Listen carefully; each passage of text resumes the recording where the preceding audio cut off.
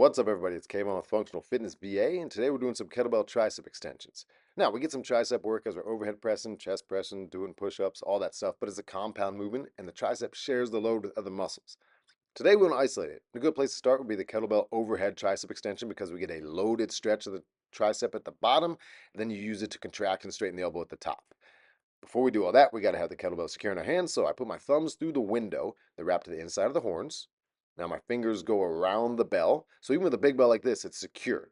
I bring it to my chest, then I stagger my stance. So I step back with one foot, knees are soft, abs are on a little bit, glutes on a little bit, so I tuck my pelvis underneath more or less the whole time. So I'm keeping stress out of my low back as I extend my arms up overhead because that's going to want to extend your spine a bunch, which a little bit's okay, but again, you don't want to feel this in your low back.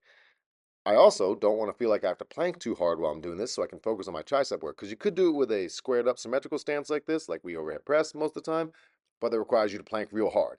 And I'd rather have a little bit of ab tension and because of my stance, be able to set it and forget it, like my man Ronco, and then focus on what I'm doing overhead. So, speaking of overhead, I press it overhead. I bring my arms and the kettlebell back here, which is going to require some mobility so your elbows don't flare. We got a video for that, for a lat stretch.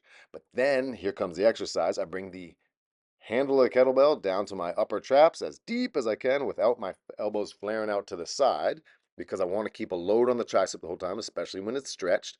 Then I use the tricep to extend the elbow almost all the way at the top. I say almost because I want to keep tension on the tricep the whole time. And when you lock out fully at the top, then you kind of lose some of that tension. So deep at the bottom without the elbows flaring and then extend to the top. Same thing can be done with two kettlebells. Again, stagger stance, abs kind of tight, press them up overhead, pull your arms back, keep the wrist flexed because with a single bell, it doesn't want to flex or extend your wrist. With a double kettlebell, it wants to extend your wrist. So execution is the same as long as you flex those wrists. And again, don't let your elbows flare too much as you do this. Now, a little bonus overhead movement here. I know we said isolation. This one's kind of compound, is a press.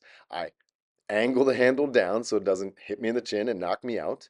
Pinch my elbows in, again, staggered stance, abs tight, again, elbows pinched in, and I'm pressing up and kind of forward, just a little bit, to turn this into a quasi isolation movement. Again, it is a compound movement, it is a press, but that way it allows me to keep more tension on the tricep while getting some front delt work. So that's a little bonus movement for the overhead portion of this that allows the tricep to work. Now, speaking of head, don't hit yourself in the head with this kettlebell when we're on the ground because we're moving to the ground for some skull crushers. Same position with the handles.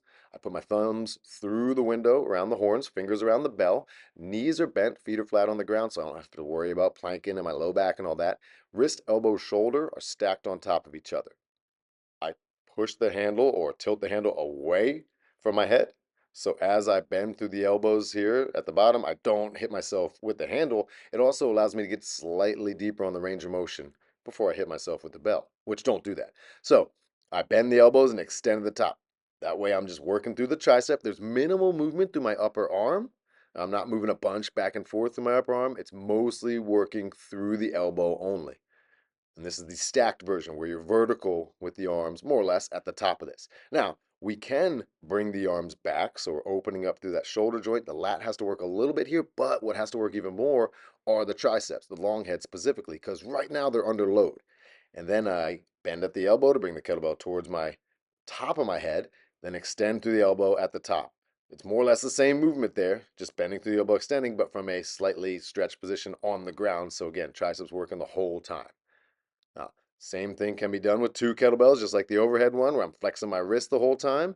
The trickiest part about this is getting them into that position. Now, with super light bells, I could do whatever I want. I could do a dance here, but when the bells are serious, you got to get them up with intent. I put my hands deep through the handles, and then I do an isometric bicep curl as I lay back with them. They come with me.